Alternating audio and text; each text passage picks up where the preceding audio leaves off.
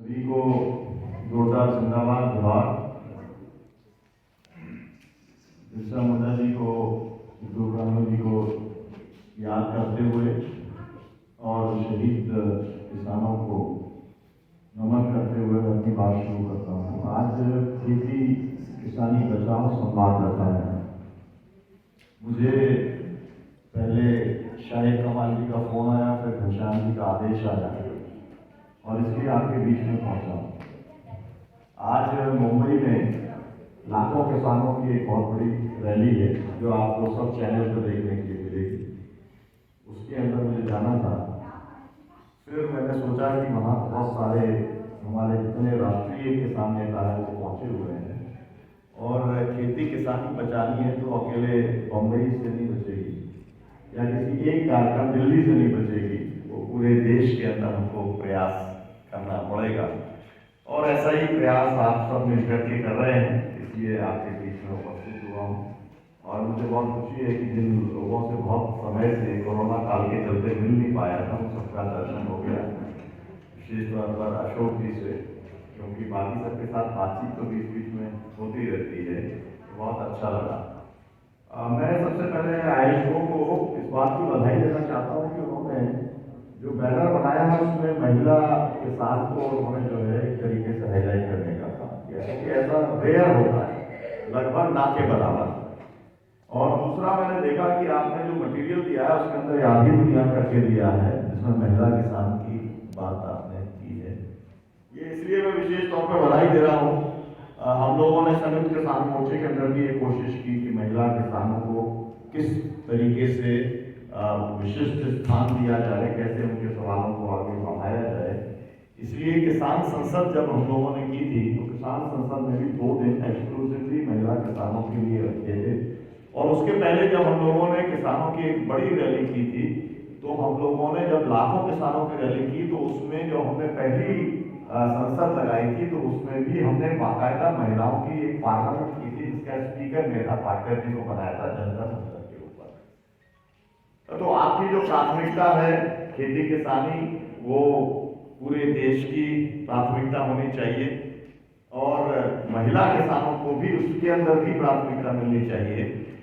तो ये जो पूरी समझ है इसके लिए मैं आपको बधाई देता हूँ। मुझे बताया है कि आप लगभग यहाँ पर 20 जिले के साथी यहाँ पर आए हैं जो ग्राउंड लेवल के ऊपर काम कर रहे हैं, अलग अलग संघर्षों के साथ में जुड़े हुए हैं। इसलिए मैं बहुत आभार मानता हूँ घनश्याम जी का कि आप सबसे बातचीत करने का मौका मिला है। मैं अभी आ रहा हूँ सिंगू बॉर्डर से। कल मैं सिंगू बॉर्डर पे था जहाँ पर कि संयुक्त किसान मोर्चे की मीटिंग हुई और मीटिंग में तय किया गया कि 29 तारीख का जो हमारा अभी एक ट्रैक्टर मार्च था उसको आगे बढ़ाएंगे। 4 तारीख को फिर से मीटिंग होगी, उसके अंदर तय करेंगे। आपको मालूम है कि यह आंदोलन 1 साल से चल रहा था। 1 साल पहले मतलब 26 नवंबर मतलब संविधान दिवस के ऊपर हम लोगों ने इस आंदोलन की शुरुआत की थी। कल योगेंद्र यादव जी बता रहे थे गाजीपुर के ऊपर, ये 26 तारीख जो है उसका प्रस्ताव मैंने किया था इस बार के लिए नहीं, इसके पहले 2 और रैलियां हुई थी हमारी।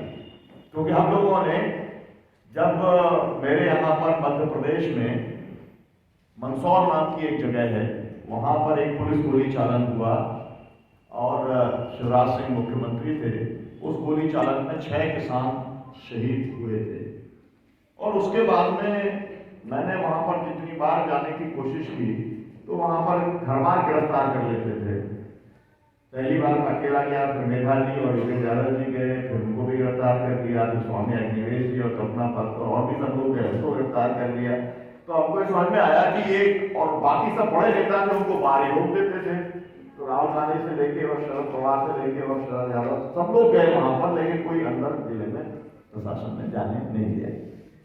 तो फिर हमने एक मीटिंग बुलाई गांधी पीस फाउंडेशन में, और गांधी पीस फाउंडेशन में देश के किसान संगठनों को हम लोगों ने बुलाया और कहा कि अलग अलग मामला चल नहीं पा रहा है ना, जा ही नहीं पा रहे हैं तो कुछ क्या करेंगे। और वहां से लोग कह रहे हैं कि भाई शहीद परिवारों से तो आके कम से कम आप मिल लो। तो फिर हम लोगों ने एक अखिल भारतीय किसान संघर्ष समन्वय समिति का गठन किया। 250 किसान संगठनों ने मिलकर। और दो मुद्दे उसमें हम लोगों ने तय किए। एक मुद्दा था कि कर्जा मुक्ति, संपूर्ण कर्जा मुक्ति, और दूसरा था लाभकारी मूल्य की गारंटी। ये दो मुद्दे इसलिए तय किए गए कि वैसे तो किसान का पूरा जीवन ही जो है वो कष्टमय है और समस्याओं से भरा हुआ है, और जब किसान संगठन कोई अपनी सूची बनाते हैं ज्ञापन देने की, तो उसमें कम से कम 10-20 तो मुद्दे आ ही जाते हैं। तो इसलिए हमने सोचा कि कौन से दो मुद्दे सबसे ज्यादा हमारे लिए महत्व के हैं, ये तय हम लोगों ने किया और उसमें दो के ऊपर ही फोकस किया। और हमने तय किया कि जब तक ये दो मुद्दे हमारे जो है इनका निपटान नहीं होगा, तब तक हम कोई तीसरा मुद्दा हाथ में ही नहीं लेंगे। ये सोच करके हम लोगों ने अखिल भारतीय किसान संघर्ष समन्वय समिति का गठन किया, और उसके अंदर हम लोगों ने जो है यात्राएं की, पूरे देश के अंदर यात्राएं की, किसान मुक्ति यात्रा की, 500 किसान मुक्ति सम्मेलन किए, 2 बार लाखों किसानों की रैली की। रवीश जी के अनुसार 3 लाख किसानों की रैली हमने की, और ये सब 26-27 नवंबर को ही किया। ये 26 की तारीख जो है, जो मैंने शुरुआती जो तारीख जो दी थी उसका मैं आपको बता रहा हूँ। और वो हमने इसलिए किया कि संविधान का और खेती बाड़ी करने वाले जो लोग हैं, खेती किसानी करने वाले जो गांव में लोग रहते हैं, उनका सीधा सीधा संबंध है। और जब हम संविधान बचाओ की बात करते हैं तो अपने आप उसके अंदर जो है वो खेती किसानी बचाओ की बात आ जाती है, क्योंकि संविधान के अंदर सम्मानपूर्वक जीवन जीने के अधिकार की बात की गई है, जो कि इस देश के हर नागरिक का एक मूलभूत अधिकार है। और वो अधिकार तब तक सुनिश्चित नहीं हो सकता जब तक कि हवा से पानी से तो काम नहीं चलेगा, जब तक कि आपके पास में सम्मानजनक रोजगार ना हो। और वो सम्मानजनक रोजगार जो है, जैसा अभी बता रहे थे उदय जी, हमारे और भी साथियों ने कहा कि इससे बेहतर ज्यादा सम्मानजनक कुछ रोजगार हो नहीं सकता। आपकी अपनी खेती है, आप अपने तरीके से करते हो, अपने सोच से करते हो, अपने पूरे परिवार को केंद्रित करके उसकी आवश्यकताओं की पूर्ति के लिए आप करते हो। तो इसलिए ये तारीख हम लोगों ने रखी। तो 26 नवंबर को जब 1 साल पूरा हुआ, उसके पहले आपको मालूम है 19 तारीख को अचानक प्रधानमंत्री ने कहा कि हम ये तीनों कानून वापस लेते हैं। हम लोग शुरू से ये कह रहे थे कि हमने आपसे कानून नहीं मांगे। किसान जो कानून मांग रहा था वो 2 कानून मांग रहा था, कर्जा मुक्ति के लिए और लाभकारी मूल्य की गारंटी के लिए। और बाकायदा आपको लिख के दे रहे थे, बोल के दे रहे थे। और पहली बार ऐसा हुआ था कि किसानों ने अपने खुद के कानून तैयार किए, मतलब विधेयक तैयार करे, और हमारे जो उपलब्ध थे सांसद, उनके माध्यम से हमने लोकसभा और राज्यसभा में उनको पेश कराने का काम किया था। राजू शेट्टी जो किसान नेता हैं महाराष्ट्र के, उन्होंने लोकसभा में पेश किया था, और राकेश जी जो हैं उन्होंने किया था राज्यसभा के अंदर पेश। मतलब किसान कानून भी बना सकता है। कानून बनाने का ठेका कोई बुद्धिजीवियों के पास में या सांसदों के पास में या पार्टियों के पास में ना रहे। देश का नागरिक खुद क्या चाहता है उसके लिए खुद कानून बना सकता है, ये हमने बताया था। और मुझको ये याद है कि आपको मालूम है कि बहुत सारे संगठन, जन संगठन, किसान संगठन, वो कहते हैं कि भाई हम लोग तो जो है अराजनीतिक हैं। अब अराजनीतिक मतलब ये कहना कि भाई हम किसी पार्टी में सक्रिय नहीं है तो समझ में आता है, लेकिन अराजनीतिक जैसा दुनिया के अंदर कुछ संगठन कोई होता नहीं है, क्योंकि हर संगठन का एक अपना विचार होता है। और संगठन का एक, जब कुछ लोग मिलकर के संगठन बनाते हैं तो एक सामूहिक विचार होता है, तभी एक संगठन बनाते हैं। और अगर विचार है तो वो पॉलिटिक्स है। पॉलिटिक्स का मतलब ये है कि आप समाज के लिए, देश के लिए, मानवता के बारे में कुछ सोच रहे हैं, वो आपका एक जो है विचार है। तो हमने ये कहा कि भाई हम लोग जो भी कुछ कर लेंगे, फाइनल राउंड में तो देश की पार्लियामेंट है जो कानून बनाएगी। अब वो कानून पारित कौन करेगा? वो तो मेंबर ऑफ पार्लियामेंट पारित करेंगे। और इसलिए हमने कहा कि हम जो भी कुछ करना चाहते हैं, हम सब पॉलिटिकल पार्टीज को लिख करके देने का काम हम करें। और हमने पार्टियों को लिख करके दिया। तो पार्टियों के नेताओं से जब बात की, उन्होंने कहा कि भाई ये हमारा काम है, ये कानून वानून आप लोग क्या जानते हो, हम लोग जानते हैं। है ना। तो हमने सबको बुलाया, 22 पॉलिटिकल पार्टीज इंक्लूडिंग जो है कांग्रेस और सभी शरद पवार, जो भी जितनी पार्टियां ऑपोजिशन की हैं वो 22 पार्टियों के लोग आए और हमारे साथ बैठ करके हमारे कानूनों में कुछ उन्होंने थोड़ा थोड़ा जो भी उनके सुझाव थे, क्योंकि कोई चीज अगर पारित करनी हो तो उसको लेकर के, हालांकि हम लोगों ने भी जो बनाया था वो उसी फॉर्मेट में बनाया था और बहुत एक्सपर्ट्स जो हैं जो लेजिस्लेशन बनाने के, विधेयक बनाने के एक्सपर्ट, वो तो अफसर लोग रहते हैं, आपको मालूम है, वो नेता लोग नहीं रहते हैं, तो उन सबके साथ में कंसल्ट करके हम लोगों ने तैयार किया था। लेकिन उसमें उनकी सहमति हो गई, तो हमारे 22 पार्टियों के द्वारा एक समर्थित हमारा एक जो बिल थे वो प्राइवेट मेंबर बिल की तरह से पेश हुए। आज भी राज्यसभा के अंदर वो बिल पेंडिंग है। मैंने सेलिब्रेट इसलिए किया कि हमने कानून मांगा नहीं, उन्होंने पहले अध्यादेश लाया, हमने अध्यादेश का विरोध किया, उन्होंने उसको असंसदीय तरीके से, मतलब कि रोड रोलर चला करके राज्यसभा में उन्होंने उसको पास करा लिया, लोकसभा में तो मेजॉरिटी है, पास हो गया, तो कुल मिला के उन्होंने कानून देश के ऊपर थोप दिया। अब सवाल ये था कि भारत के अंदर पार्लियामेंट को अधिकार है कानून बनाने का, और उसने बना दिया, और अगर वो कानून आपके खिलाफ में बना दिया तो आप क्या कर सकते हो। हमारी पहले दिन से ये समझ थी, और वो समझ आपके बीच में मैं रखना चाहता हूं कि ये जो कानून बनाए गए ये केवल और केवल खेती किसानी को पूरा का पूरा कॉर्पोरेट को सौंपने के लिए ये कानून बनाए गए, और किसान किसानी और गांव को खत्म करने के लिए ये कानून बनाए गए। आप कहेंगे कि पहली बात तो समझ में आ गई, दूसरी बात समझ में नहीं आई। भाई कॉर्पोरेट को देना चाहते हैं, अडानी अंबानी हैं, चुनाव के लिए पैसा देते हैं, 50,000 करोड़ से अगर मोदी जी जो है आ गए थे 2024-14 के अंदर, तो 50,000 करोड़ रुपया क्या उनके भाजपा के कार्यकर्ताओं ने दिया था, क्या राम भक्तों ने दिया था? नहीं दिया था, कॉर्पोरेट ने ही दिया था। और जो है इलेक्ट्रॉनिक बॉन्ड्स के माध्यम से आया था। इलेक्ट्रॉनिक बॉन्ड जो है, चुनाव के अंदर जो पैसा लिया जाता है वो भी पूरा देश को जानने का अधिकार नहीं है। समझिए, जो लोग सत्ता के अंदर बैठे हैं वो किस किस्म के पाजी लोग हैं, ये आपको समझना जरूरी है। बाकी सबके लिए तो राइट टू इंफॉर्मेशन है ना, आप अपने आपके पंचायत के अंदर क्या होता है वो आप जान सकते हो, लेकिन पूरे देश में क्या होता है ये नहीं जान सकते आप। भाई चुनाव का पैसा कहां से आता है ये तो जानना ही चाहिए ना। ये पार्टियां जो चल रही है कहां से चल रही है ये तो आपको मालूम होना चाहिए ना, लेकिन वो उन्होंने उसकी परिधि के बाहर रखा हुआ है। और 80% से ज्यादा पैसा इलेक्ट्रॉनिक बॉन्ड से जो आता है वो भारतीय जनता पार्टी के पास में जाता है, और वो सब पैसा जो सबसे बड़े कॉर्पोरेट है वो ये दो है, बाकी सबका भी आता है। तो कुल मिलाकर के जब आप पैसा ले लोगे किसी से और चुनाव जीत जाओगे, सरकार बना लोगे, तो फिर वो 5,000 का 5 लाख बनाने के लिए कानूनों के अंदर फेरबदल तो आपको करना पड़ेगा।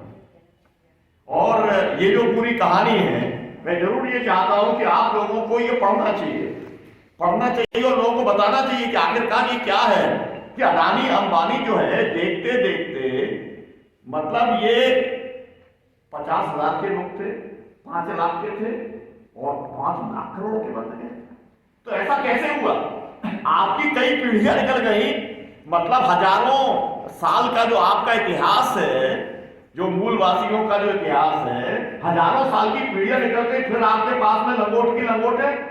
और उनके पास में ऐसा कौन सा उन्होंने खेल किया कि 50 साल के अंदर वो 5 लाख करोड़ से 5 लाख से लेके 5 लाख करोड़ के मालिक बन गए। उन्होंने जो फेरबदल किया वो कानूनों को बदलवाया। कानून कौन बदलता है? पार्लियामेंट बदलती है। कौन बदलता है? पार्टियां बदलती हैं। तो उसका मैनेजमेंट करते हैं। तो एक झटके के अंदर जब एक कानून बनवा लेते हैं तो उससे लाखों करोड़ रुपया उनके पास में आ जाता है। ये है पैसा कमाने की टेक्निक।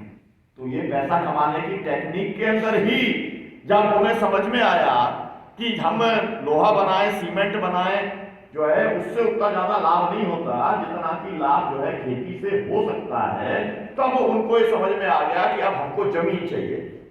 और इसलिए 2014 में आकर के मोदी जी ने सबसे पहला काम ये किया, पूरे देश में साइलोस बनाने के लिए, मतलब कि 100 एकड़ से लेके और 100 हेक्टेयर तक की जमीन उन्होंने अडानी को 14 राज्यों में देने का काम कर दिया। साइलोस का मतलब क्या? आपको मालूम है भंडारण होता है ना। आप अपने घर में कोठी बनाते हो, उसके अंदर अपना आप अनाज रखते हो।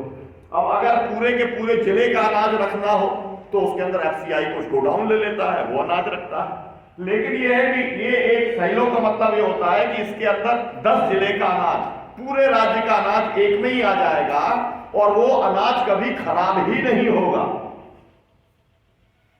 इतना बड़ा होगा और इस तरीके का होगा। तो इन्होंने इंतजाम कर दिया उसका। अब इंतजाम तो कर दिया इन्होंने, जमीन तो दे दी, साइलो तो बन के तैयार होगा, उसमें तो पैसा लग गया, लेकिन अनाज कहां से आएगा? खाली पड़े हुए हैं, क्योंकि वो तो जो है वो एफसीआई के तो गोडाउन है ही है छोटे मोटे। और इसीलिए अब उनको भरने के लिए उन्होंने सबसे पहले क्या काम किया, असेंशियल कमोडिटी एक्ट को उन्होंने खत्म करने का काम किया। क्योंकि पहले एक सीमा थी, एक सीमा से ज्यादा आप अनाज जो का भंडारण नहीं कर सकते थे, और आपको अगर असीमित करना है तभी आपके साइलोज भर पाएंगे, तभी आपका बिजनेस चल पाएगा। और इसलिए उन्होंने आते साथ ही ये काम किया। तो ये एक कानून का काम हो गया, लेकिन ये तो एक बार का काम हो गया। और इसीलिए अब उनको चाहिए कि पूरे का पूरा व्यापार उनके हाथ में आए। तो व्यापार के अंदर सबसे बड़ी अड़ंगा क्या है? मंडी सबसे बड़ा अड़ंगा है, सबसे बड़ा अड़ंगा एमएसपी है। तो पहले मंडी को खत्म करो, एमएसपी को खत्म करो, तभी तो आप जितना चाहोगे उतना खरीद सकते हो। लेकिन वो दूसरे पे डिपेंडेंट भी नहीं रहना चाहते, निर्भर भी नहीं होना चाहते, तो अपनी जमीन होनी चाहिए। अब जमीन कैसे आएगी? तो उन्होंने कहा जमीन के लिए कॉन्ट्रैक्ट फार्मिंग। इसका मूल आधार क्या है? इसका मूल आधार यह है कि भारत का किसान जो है वो खेती करना जानता नहीं है। अगर वो खेती करना जानता होता तो घाटे में खेती नहीं जाती, और घाटे में खेती नहीं जाती तो मनमोहन सिंह जब एलपीजी लेके आए थे, मतलब उदारीकरण और जो है नीतिकरण और वैश्वीकरण की जब नीति 92 में 92 में लेके आए थे, उसके बाद से आज तक 7.5 लाख किसानों ने आत्महत्या की। तो सरकार का कहना है कि भाई तुम समझते ही नहीं खेती करना, इसलिए जाकर के घाटे में जाते हो, फिर आत्महत्या करते हो, इसलिए खेती तो छोड़, है ना। कंपनी जानती है खेती करना, और कैसे जानती है? कोरोना काल के अंदर पूरे देश में 15 करोड़ लोगों का रोजगार खत्म हो गया, पूरी दुनिया तहस नहस हो गई, लेकिन अकेले अडानी अंबानी ने कितना कमाया आपको मालूम है? 3 लाख करोड़ रुपया कमाया। तो वो कमाना जानते हैं, है ना। तो देश के किसान को बचाना है, इसलिए अडानी अंबानी को खेती सौंपने का काम करना है। ये उनकी समझ है। इस समझ के साथ में उन्होंने ये 3 कानून बनाने का काम उन्होंने किया। और हमारी समझ क्या है? हमारी समझ ये है कि हमारी खेती है, इसी से हमारा जीवन है।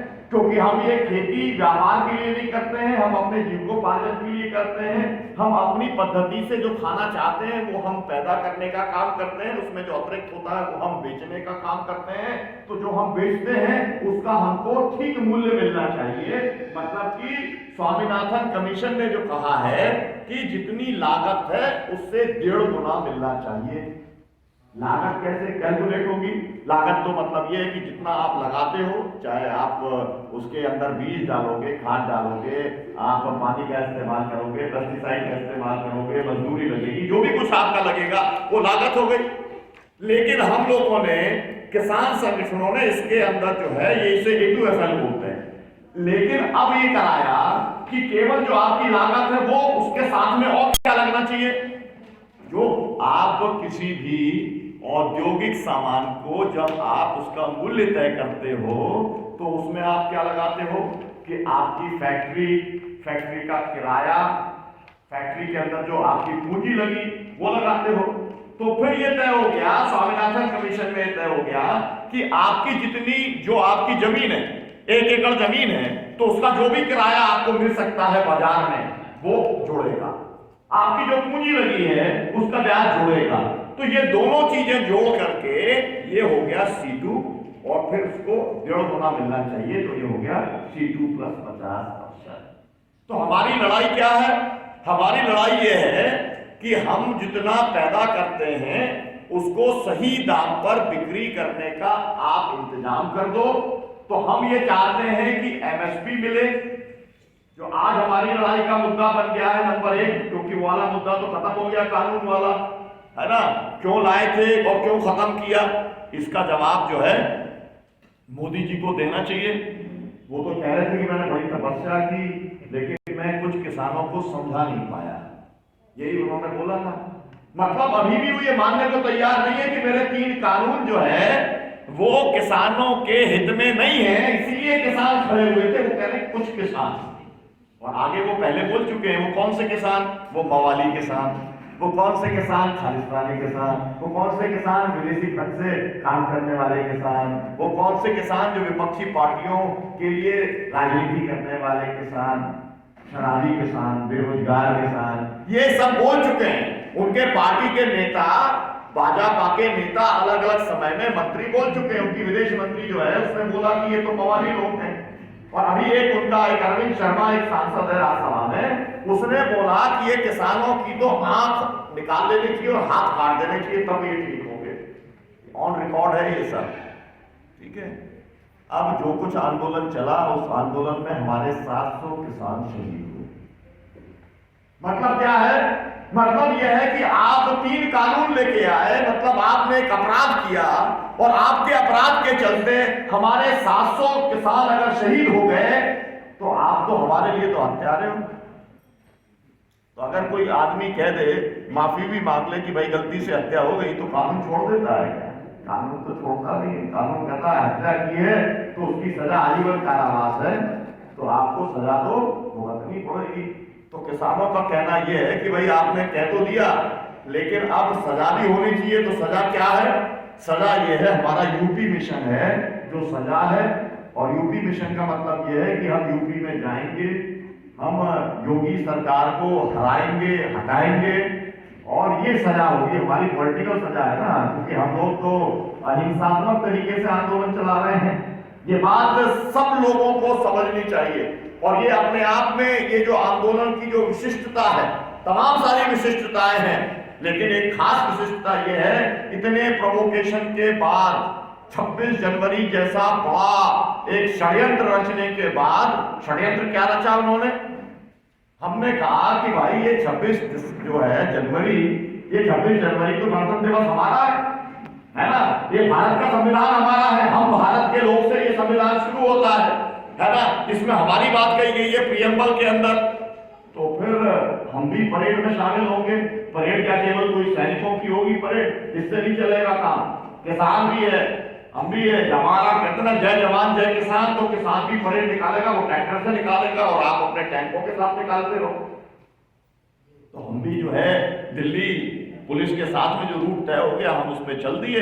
लेकिन इन्होंने कुछ लोगों के साथ में षड्यंत्र किया, और फिर वो सब कुछ हुआ जो कुछ भी आपने टीवी के ऊपर देखा होगा। और ये सब इन्होंने क्यों किया? आप में से जिसने भी आज तक आंदोलन किया होगा, उसको एक बात समझ में आ गई होगी, इस देश के अंदर जिसे कहते हैं ना, अंग्रेज गए लेकिन अपनी औलादें छोड़ के गए। तो औलादें क्या करती हैं? वो आपके आंदोलन को डिवाइड करती हैं, मतलब वो बांटती हैं, मतलब वो फूट डाल करके शासन करने वाली पद्धति के ऊपर काम करती हैं। तो आपके उसको वो बांटने का काम करती है और आंदोलन को बदनाम करती है वो। तो आंदोलन को बदनाम करने के लिए क्या हुआ कि आप गए प्रदर्शन करने, उन्होंने अपने 4-6 लड़कों को दारू पिला करके उनको पत्थर हाथ में दे दिए, उसमें पत्थर चलाए, उसके बाद लाठी चल गई। उन्होंने कहा देखो आंदोलनकारियों ने पत्थर चलाए, तो हमने अपने सेल्फ डिफेंस के अंदर जो है हमने अपना जो है बचाव किया, और इसलिए हमको लाठी चलानी पड़ी, गोली चलानी पड़ी। मैं आपके सामने उसका एक पीड़ित व्यक्ति खड़ा हुआ। मेरे यहाँ पर मुल्ताई में 12 जनवरी 98 को ऐसा ही करके उन्होंने गोली चलवाई, और गोली चलाने के अंदर कितने लोग मारे मालूम है आपको? एक साथ आपके यहाँ कभी नहीं मारे गए होंगे, शायद इस देश में ऐसा नहीं हुआ। 24 किसान शहीद हुए थे। मेरे साथ के 24 किसानों की हत्या कर दी दिन दहाड़े मेरी आंख के सामने, और गोली 2.5 घंटे तक चली। गोली 150 लोगों को लगी, और उसके बाद में 17 साल तक मुकदमे चले, 67 मुकदमे लगाए, और उसके बाद में 54 साल की सजा मुझको दे दी। कितनी है? 54 साल की सजा है। मैं अभी बेल के ऊपर हूं, याद सजा है मेरे को, ठीक है। मेरा मतलब यह है कि आप जो है, जलियांवाला बाग हुआ था, जलियांवाला बाग कांड अंग्रेजों में किया था, सबसे जघन्य अपराध माना जाता है अंग्रेजों का। लेकिन जो लोग आंदोलन कर रहे थे उनको सजा नहीं दी थी अंग्रेजों ने, हत्या तो कर दी थी। मतलब यह है कि हमारी सरकारें अंग्रेजों से भी आगे बढ़ करके काम करते हैं, है ना। तो अब आपको भी आगे बढ़ करके कुछ सोचना पड़ेगा अगर आपको अपने जीवन को सुधारना है। तो खैर, मैं जो आपको बात बता रहा था कि इस आंदोलन की जो विशिष्टता, तमाम सारे प्रोवोकेशन के बाद, तमाम सारे उकसावे के बाद में भी किसानों की तरफ से एक भी पत्थर नहीं चला, किसी ने हाथ उठाने नहीं किया। तो घनश्याम जी का मैं लेख पढ़ रहा था, है ना, कि हमला चाहे जैसा होगा हाथ हमारा नहीं उठेगा। यही जेपी का जो मतलब 1974 के आंदोलन का जो ये नारा था, उसको इम्प्लीमेंट करने का काम अगर किसी ने किया तो वो किसान आंदोलन ने करने का काम किया। लेकिन ऐसा नहीं है कि जितने लोग वहां पर आंदोलन चला रहे हैं वो कोई गांधीवादी है। ये बात एकदम स्पष्ट रहना चाहिए। आप अगर वहां पर जाएंगे तो वहां सबसे ज्यादा फोटो किसके मिलेंगे आपको मालूम है? भगत सिंह के फोटो मिलेंगे। सबसे ज्यादा फोटो किसके मिलेंगे? बाबा साहब अम्बेडकर के फोटो मिलेंगे, है ना। वहां पर फोटो जो है आपको जो क्रांतिकारी मतलब गरम दल वाले जो क्रांतिकारी रहे उनके फोटो मिलेंगे।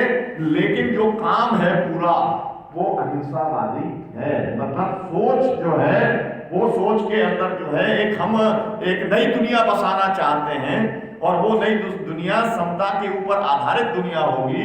वो जो दुनिया है वो संविधान के ऊपर आधारित होगी, जिसके अंदर समाजवाद मतलब समता होगी, जिसके अंदर धर्मनिरपेक्षता मतलब सर्वधर्म समभाव होगा, जिसके अंदर बंधुता होगी, जिसके अंदर लोकतंत्र होगा। तो ये इस आंदोलन की एक विशिष्टता है, शांतिमय तरीके से आंदोलन को चलाना। और इसीलिए हमारे को अभी तक सुप्रीम कोर्ट को भी उन्होंने आगे लेके आने का काम किया। वही सुप्रीम कोर्ट है जिसने सीए एनआरसी के लोगों को उठा करके जिन्हें बाहर कर दिया था। क्यों? रोड ब्लॉक करके बैठे हुए हो और आपको रोड ब्लॉक करने का अधिकार नहीं है। पूरे आंदोलन को उन्होंने एक चक्के जाम में बदल दिया। जबकि सीए एनआरसी का आंदोलन जो है वो आंदोलन एक जो संवैधानिक भेदभाव किया जाने की बात थी धर्म विशेष के साथ में, उसके खिलाफ में वो आंदोलन था। या और भी जो लोग हैं जिनकी नागरिकता खतरे के अंदर हो सकती है उनको लेकर के वो आंदोलन था। और उस आंदोलन की को भी मैं जरूर आपसे कहना चाहता हूं कि आपको कभी भी अगर आंदोलन देखना हो तो चाहे आप आंदोलन बिरसा मुंडा जी का देखें, चाहे सिद्धू कान्हू जी का आंदोलन देखें, चाहे आजादी का आंदोलन देखें, या आप सीए एनआरसी का आंदोलन देखें, या फिर आप संयुक्त किसान मोर्चे का आंदोलन देखें, ये सब एक परंपरा के आंदोलन हैं। ये अलग अलग तौर पर आपको नहीं देखना चाहिए। इसका मतलब ये है कि जो भी कुछ आप कर रहे हो, मतलब चाहे वो अंग्रेज थे वो कर रहे हो या हमारी सरकार कर रही हो, हम उससे सहमत नहीं हैं। और प्रोटेस्ट करने का, डिसेंट का हमारा अपना अधिकार है। अहिंसात्मक तरीके से विरोध करने का हम अहिंसात्मक तरीके से विरोध कर रहे हैं। सीएनआरसी के आंदोलन को मैंने मतलब इस तरीके से देखा है।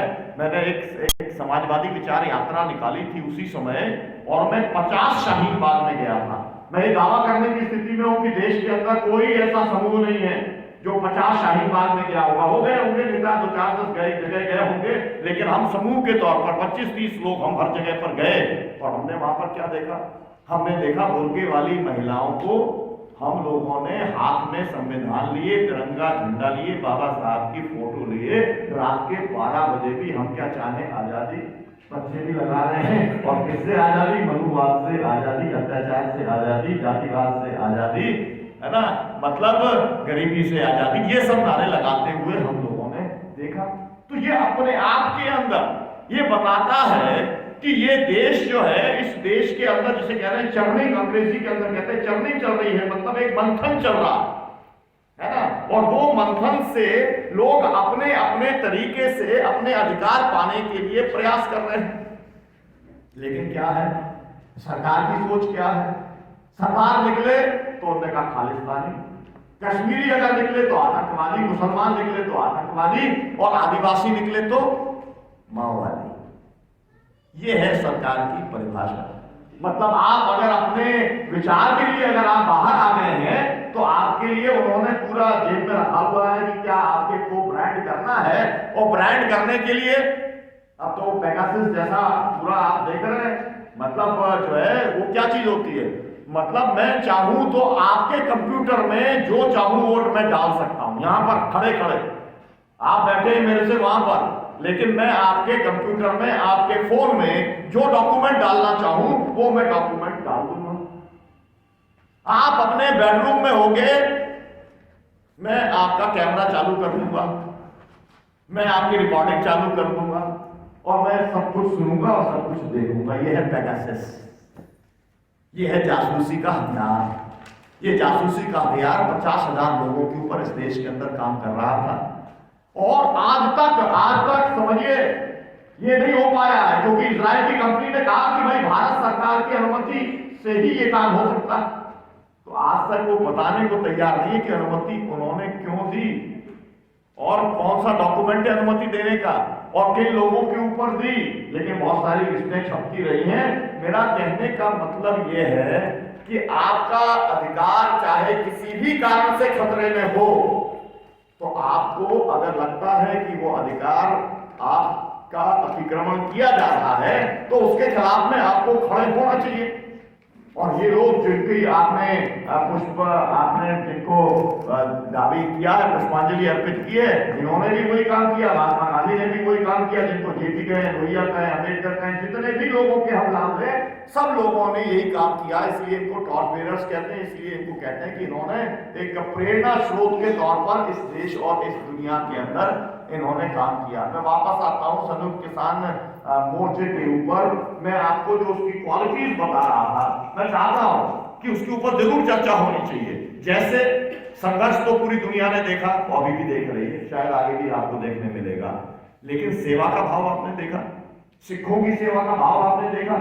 लाखों लोग, मैं इसलिए आपसे कहना चाहता हूं, अगर आप लोग गए नहीं हो, समय निकाल करके, जब तक ये चल रहा है आपको जाना चाहिए। हम लोग इसे कहते हैं किसानों का तीर्थ है, जाना चाहिए। वहां आप जाओगे, आपसे कोई ये नहीं पूछेगा, आपसे कहेंगे आप आए हो, यहां रुकोगे, हाँ ठीक है भैया यहां चल के रुक जाना।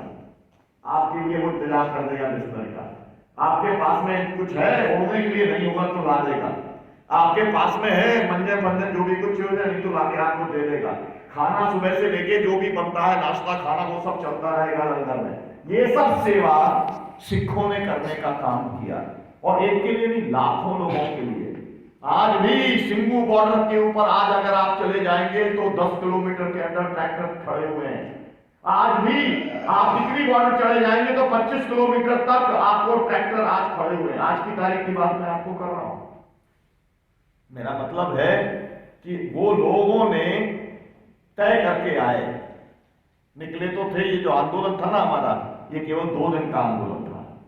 अखिल भारतीय किसान संघर्ष समिति ने 2 दिन के लिए संयुक्त किसान मोर्चा बनाया था, क्योंकि हम ये चाहते थे कि पिछली बार हम लोगों ने जो इन्हीं तारीखों में जो आंदोलन किए थे वो 2-3 लाख लोगों के किए थे। अब ट्रेनें बंद थी तो हमको ये समझ में आ गया कि भाई ये जो लाख वाला मामला तो हो नहीं सकता है, क्योंकि ट्रेनें तो हम लोग कैसे चलते हैं ट्रेन में।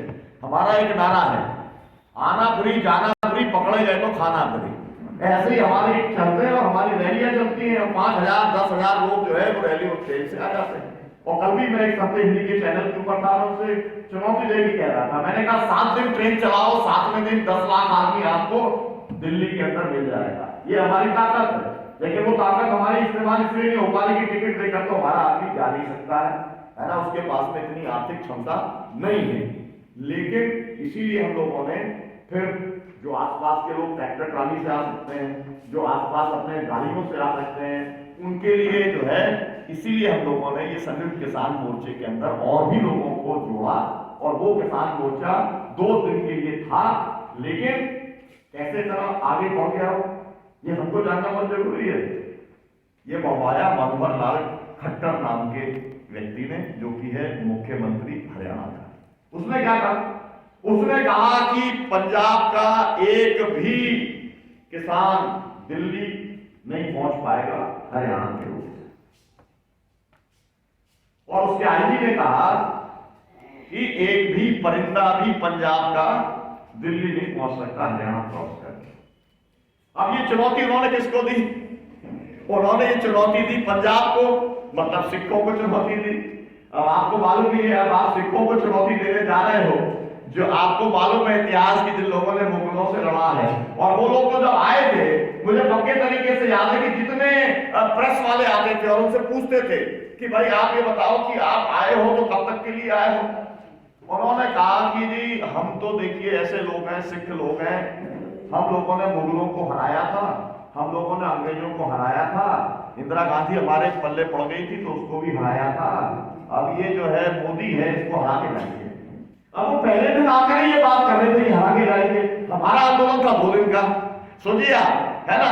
तो अब जो एक चुनौती दी, और चुनौती देके ऐसे चुनौती नहीं दी थी, मतलब गड्ढे 12 फुट के 20 फुट के गड्ढे कर दिए, और कहीं पर मिट्टी के 10-20 फुट के पहाड़ खड़े कर दिए, पूरे के पूरे बीच के अंदर जो है कांटे लगा दिए, है ना, कीलें लगा दी। 6 जगहों पर हरियाणा सरकार ने ये काम किया, लेकिन पंजाब के जो किसान थे वो जेसीबी की मशीनें लेके चल रहे थे तो वो सब साफ करते जा रहे थे, गड्ढे भरते चले जा रहे थे, और वो पहुंच गए जब दिल्ली बॉर्डर के नजदीक आए तो मुझको याद है मेरे पास में डॉक्टर दर्शन पाल का फोन आया पंजाब का, डॉक्टर सुंदर तुम सो रहे हो अभी, है ना, क्योंकि हमारा तो था दिल्ली में थे तो हम सुबह पहुंच जाएंगे, ये बाहर वाले लोग तो यात्रा से आ रहे हैं, हम सुबह के सुबह पहुंच जाएंगे। हमने कहा क्या हो गया भाई, कहा कि भाई ऐसा है कि अभी 6 जगह तो हमने क्रॉस कर लिया, लेकिन अब दिल्ली जब जाएंगे तो हमको ये पक्का मालूम है कि दिल्ली में गोली चलेगी और दिल्ली के अंदर पूरा मामला बिगड़ जाएगा, और आप क्योंकि गोली चालन आपने झेली है दुताई में भी, मंदसौर के अंदर भी, तो अब आप बताओ कि क्या कहना है आपका।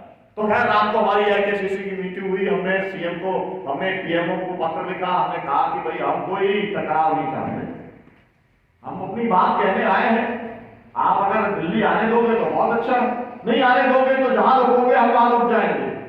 मतलब हमने अपनी तरफ से बता दिया कि हमारा शांति वाला आंदोलन है, भले ही वो रास्ते वाला जो भी कुछ आपने किया वो करते कराते हम यहाँ पर पहुंच गए, उसका असर हो गया, कुल मिला करके बिना हिंसा के हम वहां पे जहां पे रोका वहां पे रुक गए, और वहीं पर आज तक रुके हुए हैं, है ना। ये बात मैंने आपको इसलिए बताई कि कोई भी आंदोलन अगर आपको करना है तो उसकी रणनीति बनाना बहुत ज्यादा महत्वपूर्ण है। आंदोलन मतलब जिसे कहते हैं मुंह उठा करके चल देना, अपनी मांग लेकर के चल देने से बात अकेली बनती नहीं है। हम लोग अगर इस आंदोलन को 1 साल तक खींच करके लेकर के आए हैं तो उसके पीछे एक सामूहिक नेतृत्व काम कर रहा है, और ये सामूहिक नेतृत्व कितने संगठनों का, 550 संगठनों का। और ये कहने में मुझे कोई गुरेज नहीं है भाई, पॉलिटिकल पार्टी रहती है आजकल, बहुत सारी पॉलिटिकल पार्टियां, वो भी व्यक्तियों की पार्टियों में बदल गई है, वो एक अलग बात है, लेकिन फिर भी पार्टी तो पार्टी होती है। लेकिन किसान संगठन भी कोई एक नेता है, उसके पीछे पूरी जमात है, ऐसे ही होता है ना किसानों का संगठन। तो ऐसे नेता मतलब जो कि मतलब एक तरीके का जो फाइनल करते हैं वो कमांडर रहते हैं, नेता जो कह दिया वो फाइनल हो गया संगठन में। ऐसे सारे 500 नेताओं को जो कि बहुत वजनदार लोग हों, जिनके पीछे लाखों लोग हों, उनको एक साथ रखना और एक साथ फैसला कराना। और आप कभी भी देख लेना कितना ही बड़ा नेता, किसान नेता इस देश का होगा, बोलेगा, वो सब कुछ बात बोलेगा और उसके बाद एक लाइन बोलेगा कि संयुक्त किसान मोर्चा जो तय करेगा वही निर्णय होगा। ये तो मैंने आपको अपनी बात कही। सबको ये मालूम है कि संयुक्त किसान मोर्चे से जिस दिन बाहर जाएंगे उस दिन विलन बन जाएंगे इस देश के अंदर। उसके अंदर किसान हमको लात मार करके बाहर कर देगा, हम कितनी बड़े नेता हो और कितनी बड़ी हमारी हस्ती हो, हम जिसे कहते हैं ना खत्म हो जाएंगे हम। ये एक सामूहिक भाव इस आंदोलन ने पैदा करने का काम किया। तो मैंने जो आपको सेवा का भी बताया था, तो जो सेवा उन्होंने शुरू की, लंगर सेवा जो शुरू की, उसको लेकर के जो मैं अपने नॉर्थ इंडिया के अंदर अपने हर भाषण में कहता हूं, वो आप लोगों से भी कहना चाहता हूं कि कम से कम गांव में तो बड़ी बात है, जिले में भी कम से कम एक आध जगह तो ऐसी हो कि कोई अगर आता है जमशेदपुर के अंदर तो खाने की जगह नहीं है, रुकने की जगह नहीं है, तो वो खा ले और रुक जाए सम्मान पूर्वक। ऐसा तो स्थान कोई होना चाहिए या नहीं होना चाहिए? पहले तो धर्मशालाएं होती थी, है ना, लेकिन अब तो है नहीं। तो ऐसा कौन स्थान कौन बनाएगा? तो हम कहते हैं भाई आप बहुत हिंदू हिंदू हिंदू करते हो, हिंदू राष्ट्र बनाना चाहते हो, तो कम से कम एक मंदिर तो ऐसा बना दो जिसके अंदर लोग कभी जाए तो उन्हें कुछ खाने मिल जाए, और अगर रात को रुकना चाहे तो वो रुक जाए। लेकिन कोई तैयार नहीं है पूरे देश में। मैं जहां से 2 बार विधायक रहा हूं, है ना, वहां पर कम से कम 250-300 मंदिर हैं, लेकिन वहां पर भी मैं कई बार एक प्रस्ताव रख चुका हूं, लेकिन वहां पर भी कोई तैयार नहीं है। मतलब एक मैंने कहा कि कम से कम सिखों से इतने सीख लो, कुछ मत सीखो उनसे, केवल लंगर सेवा का काम अगर सीख लो, सेवा भाव अगर उनसे अगर आप सीख लोगे तो भी ये देश का बहुत भला हो जाएगा, समाज का भी बहुत भला हो जाएगा। तो जो लोग उस आंदोलन के प्रशंसक हैं उनको ये बात सीखनी चाहिए कि भाई वो जो लोग सेवादार जिनको कहते हैं, याद रखना सिखों का जो अरबपति खरबपति भी सिख होता है ना, वो भी सेवा कौन सी पसंद करता है मालूम है आपको? जब वो दिल्ली में उतरता है तो जा करके वो खड़ा हो जाता है, जूते आप जब हाथ में देते हो तो जूते लेकर के रखने की वो सेवा मानता है, जूठे बर्तन धोने की वो सेवा मानता है, और वो मानता है कि ये जो है गुरु की सेवा है, और फिर गुरु की सेवा करोगे तो गुरु का प्रसाद मिलेगा। तो ये जो लंगर है ये गुरु का प्रसाद है। तो वो उनसे अगर आप कहो कि अरे भाई कमाल कर दिया आपने, लाखों लोगों को रोज खिलाते हो आप, और केवल यहां नहीं खिला रहे, अमेरिका के अंदर भी कोरोना के अंदर लगातार खिलाया। और अभी आपने गुड़गांव का देखा होगा कि गुड़गांव के अंदर तो ये हुआ कि मुसलमानों को जो है वो नमाज पढ़ने नहीं दे रहे थे, तो उन्होंने अपने गुरुद्वारे खोल दिए, उन्होंने कहा यहां नमाज पढ़ने का काम करो। मेरा कहना का मतलब ये है, ये भाव रखना बहुत जरूरी है। हम यहाँ पर कोई धर्म को लेकर के बात नहीं कर रहे हैं, लेकिन एक मानवता एक धर्म है, और जो सभी धर्मों का सार है। हर धर्म के अंदर यही बात कही जाती है, अलग अलग तरीके से कही जाए, चाहे वो कुरान में पाक में कही जाए या बाइबल में कही जाए या गुरु ग्रंथ साहब में कही जाए या हमारे यहाँ पर रामायण गीता या जो भी कुछ है उसके अंदर वेद उपनिषद में की जाए। मानवता की बात, मानव धर्म सर्वोच्च धर्म है, ये सबने कहा है, लेकिन पूरा काम मानवता के खिलाफ ही किया जा रहा है। अगर आप मॉब लिंचिंग को अगर आप डिफेंड कर रहे हो, अगर आप किसी का कोई एक फलाने धर्म का व्यक्ति है और फलाना कुछ खा रहा है और आप उसको टारगेट करके अगर भीड़ जाती है 100-200 लोगों की और उसकी हत्या कर देती है, तो ये धर्म का काम है क्या? ये धर्म का काम नहीं है, लेकिन आप ये धर्म की आड़ में कर रहे हो काम। और मेरा मतलब ये है कि लोग धर्म का दुरुपयोग कर रहे हैं और सदुपयोग भी हो रहा है, जो मैंने आपको बताने का काम किया। मुझे नहीं मालूम कि यहाँ पे आप लोगों के झारखंड की कितनी रैलियां जाकर ठहरी, लेकिन मैं ये कह सकता हूं कि पिछले 30 साल के अंदर 5 और 10 हजार लोगों को ले जा करके दिल्ली के जंतर मंतर के पास में जो गुरुद्वारे हैं वहां पर जाकर के हम लगातार ठहरते रहे हैं। वहीं पर हमारा खाना होता है, वहीं पर रुकना होता है और जंतर मंतर पे हमारा आंदोलन होता है। इन्होंने, ये तो धर्म वाले लोग है ना, ये कोई हमारे विचार के लोग नहीं है, लेकिन उनके धर्म के अंदर यह है कि भाई आप आओगे तो खिला देंगे आपको, आप आओगे तो आपको खिला देंगे, बाकी आपके आंदोलन से हमारा कोई लेना देना नहीं है, लेकिन आपको जरूरत है तो हम कर देंगे। ऐसे साथियों को भी तलाश करना चाहिए। अगर हमारे पास ऐसे साथी नहीं होते तो ये आंदोलन हम कहां पहुंचा पाते, ये कहना बहुत मुश्किल है। और ये भी मैं आपसे कहना चाहता हूं, इस आंदोलन की सफलता इसलिए निकल करके आई कि इनके जितने बच्चे विदेश में, हर सरदार फैमिली का एक ना एक बच्चा कनाडा में या अमेरिका में या यूके में कहीं ना कहीं पर है, वो वहां पर आंदोलन कर रहा है। मतलब हर सैटरडे संडे को जो इनके लड़के बच्चे हैं जो वहां पर खेती करने का काम करते हैं, वो वहां पर आंदोलन करते हैं। 40 देशों में आंदोलन चल रहा है। कितने देशों में? 40 देशों के अंदर आंदोलन चल रहा है।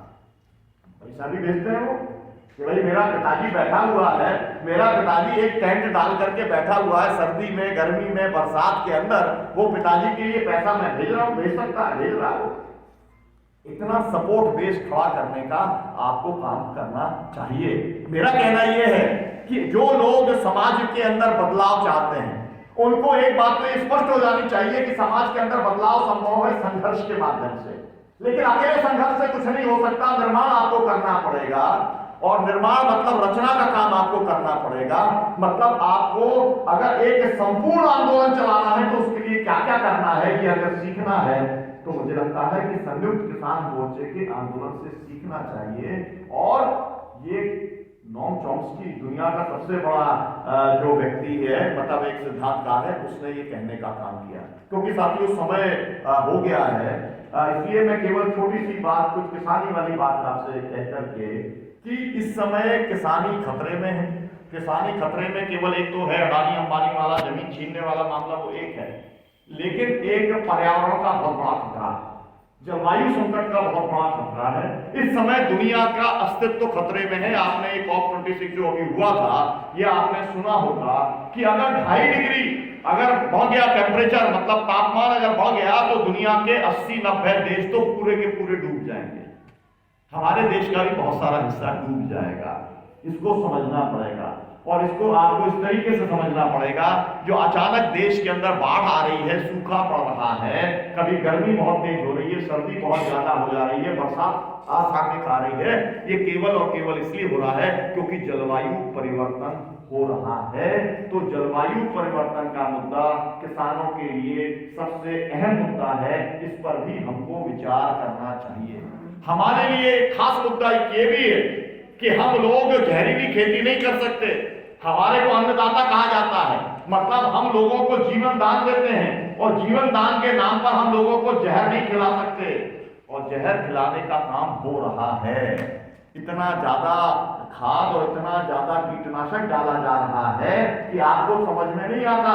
हर 4 घर में से एक घर के अंदर, पंजाब के अंदर, आदमी कैंसर से पीड़ित हो गया है। हमारे यहाँ टेस्ट वेस्ट होता नहीं है, और इसलिए कुछ पता चलता नहीं है, नहीं तो पूरे देश के अंदर कैंसर जो है जहरीली खेती के कारण, ये केवल खाद का और कीटनाशक, और जब खाद और कीटनाशक ज्यादा इस्तेमाल होता है तो फिर पानी भी जहरीला हो जाता है, और उसके चलते आपको कैंसर और तमाम बीमारियों का खतरा आपको बढ़ जाता है। तो जहरीली खेती को कैसे रोका जाए, मतलब जैविक खेती को कैसे बढ़ावा दिया जाए, या प्राकृतिक खेती को कैसे बढ़ावा दिया जाए, ये भी आपको सोचने की जरूरत है। खेती किसानी केवल लाभ के लिए कॉर्पोरेट करता होगा, हम अपने जीविकोपार्जन के लिए करते हैं, तो हम लोगों को ये भी सोचने का काम हमको जरूर करना पड़ेगा।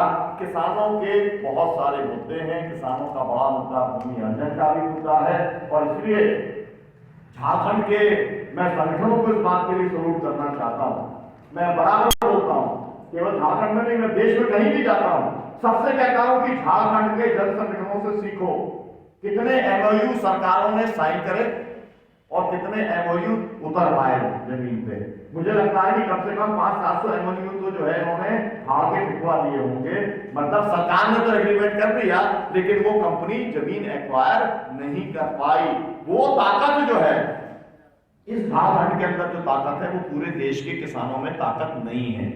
जैसे जो ताकत पंजाब के किसानों में है, या जो अभी हरियाणा के किसानों में जो दिख रही है, वो ताकत इस समय क्या है, वो एक फॉर्मूला भी है।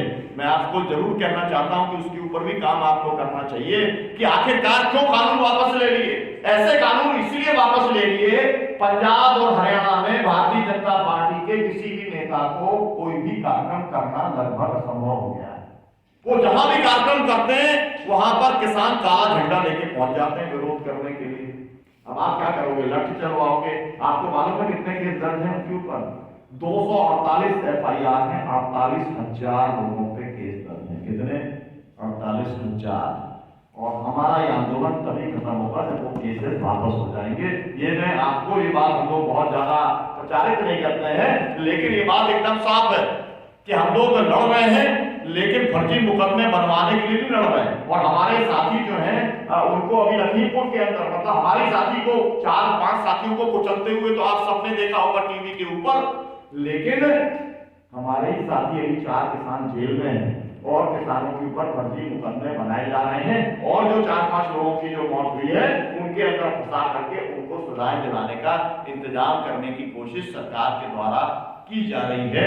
हम लोगों ने जब आंदोलन किया है तो हम ये मानते हैं कि फर्जी मुकदमे जिनके ऊपर भी लगे हैं उनको खत्म कराने की जिम्मेदारी और जवाबदेही हमारी भी है, स्मारक बनाने की जिम्मेदारी और जवाबदेही हमारी भी है। तो हम अपने स्तर के ऊपर ये काम हम कर रहे हैं। मैं आप सबसे भी ये अपील करना चाहता हूं कि आप आदिवासियों का जो है किसानी का जितना से क्या अगर कहा जाए कि किसानी संकट में है, तो आदिवासी तो पूरा एक समूह के तौर पर ही संकट में है।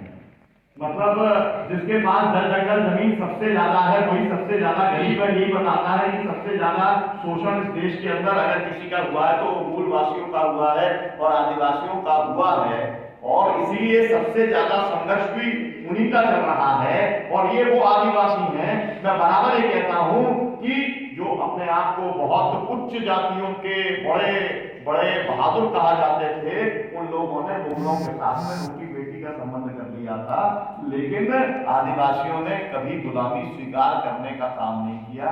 इसलिए मध्य प्रदेश में शंकर शाह रघुनाथ शाह जैसे लोगों को भी जो है तोप के मुखाने पे खड़ा करके पढ़ाने का काम किया। जितनी सजाएं, जिस तरीके की सजाएं मेरे यहाँ पर, मैं जहां से आता हूँ बैतूल, एक रंखोबाई करके एक महिला थी, है ना, जब इन्होंने ज्यादा उत्पात किया तो उसने जाकर के मतलब एक अंग्रेज का गले काट दिया और वो घूम रही थी वो महिला, है ना।